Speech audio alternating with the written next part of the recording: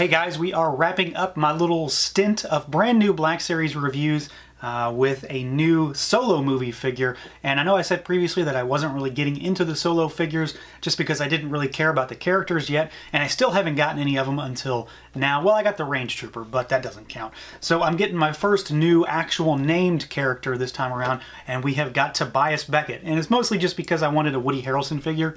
I mean, come on. Sounds kind of cool, and it looks like it might live up to my expectations here. Of course, we've got the photo real tech going on here as well.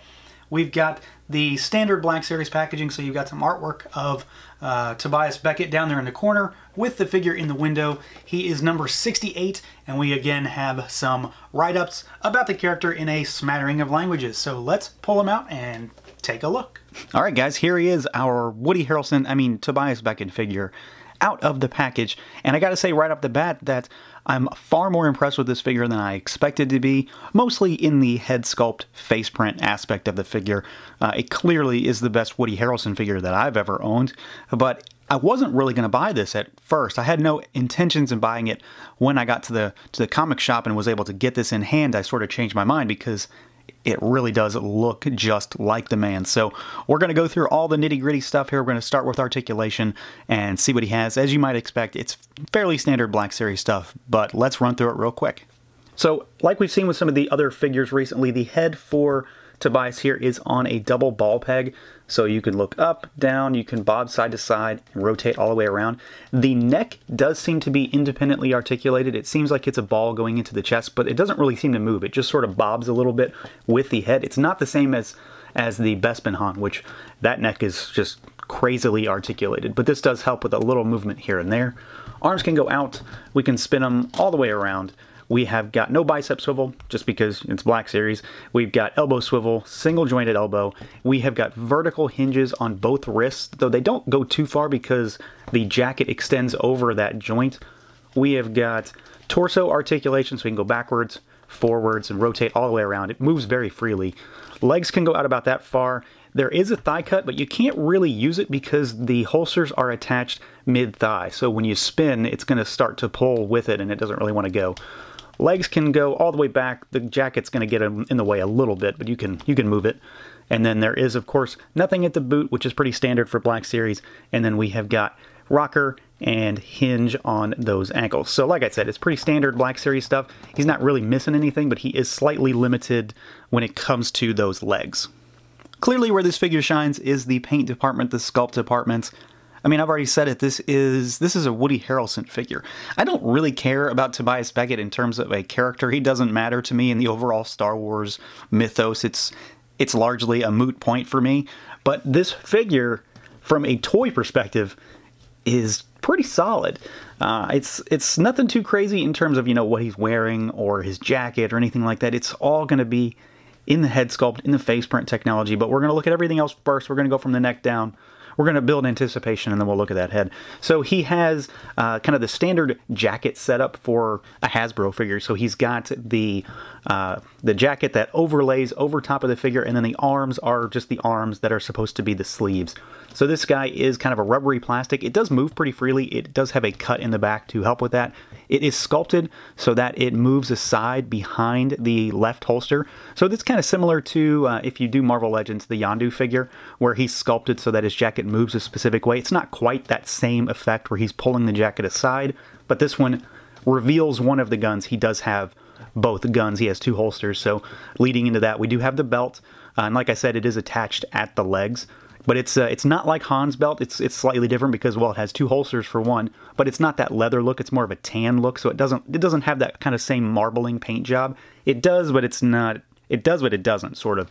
It's not nearly as intense of a paint job that we see with Hans. He's got some canisters here, with some other rounds on it, I would imagine. We've got the silver belt buckle on the front, which is painted really nicely, and then we've got some strappings on the legs, and then he's got some accents on the boots. There's not tons of paint on this guy from the neck down. It's mostly kind of cast in this navy blue plastic. We do have the kind of collar area up here on the shoulders, around the neck, on the jacket is painted. This little thing here is painted. He's got some insignias on his breast that are painted, and then we have got kind of an undershirt that's painted a different shade of blue, but for the most part he's cast in this kind of navy blue plastic with the cast tan arms that matches the jacket really well, honestly. So in general, he's a kind of a basic figure in that department, but he looks the part, and I don't have any real issues with paint slop or any of that kind of stuff. The big thing is obviously going to be the head sculpt here. I've mentioned it a couple times already. It's been the thing with the Han figure. It was the thing with the Rebel Trooper figure. It's just kind of the important part with humanoid characters, and I think this might be up until now my favorite face print figure, just because I think they absolutely nailed this sculpt. I think it's pretty unreal that Hasbro was able to pull this one out for a $20 figure. You know, like I said, I don't care about this character. It really doesn't matter to me from a Star Wars overall mythology standpoint. But this is a fine figure. In terms of the face sculpt, I'd say everything is pretty spot on. It looks pretty much dead on like Woody Harrelson. I really don't have any gripes. You can tell, of course, that it has that telltale face printing style of paint application. You know, that kind of dot matrixy look from time to time, but I'm okay with it. It looks really good. You've got a lot of shading on the face to make it look like he's got some stubble.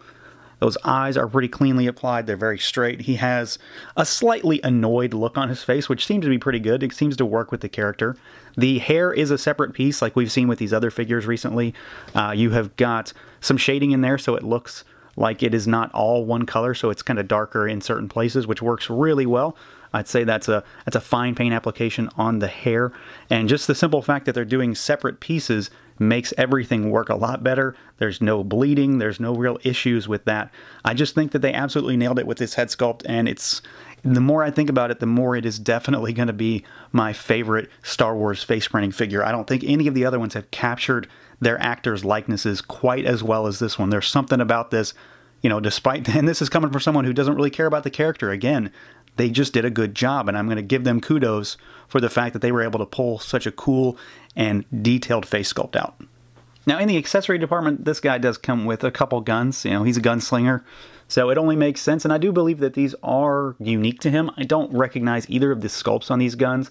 It would make sense that they wouldn't be seen elsewhere in the line so far, just because of the time period that this takes place in. So we've got two different guns. They are very different. Both of them can fit in the holsters relatively well. This one fits better than this one. This one's just a little bulkier. It seems to take a little more finagling to get it in there, but you can get them in there and you can clasp them shut.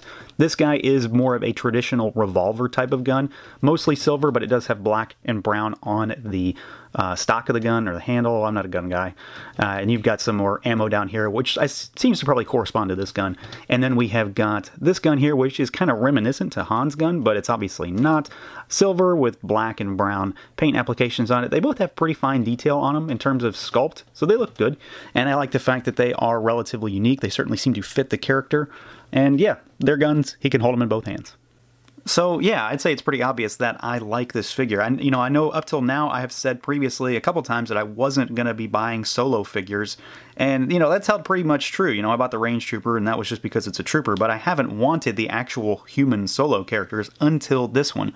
I'm not sure it's going to make me go back and get the other ones or not. I'm not really at that point yet. I just don't feel the need to own them. But Beckett being a brand new, unique character that, you know, also happens to look amazing and has probably, for me personally at least, the best usage of the face print technology in the line so far. When I saw him in person and had him in hand, I couldn't not pick him up. So I'd say that's a pretty good endorsement for the fact that, you know, I wasn't going to be buying these to begin with, yet here I am with this figure in hand, and I absolutely dig it. I think it's fantastic. I think it's just great all around. So that is going to do it for this look at the Star Wars Black Series Tobias Beckett figure from Hasbro. Let me know what you guys think. Feel free to like, comment, subscribe, and share, and until next time.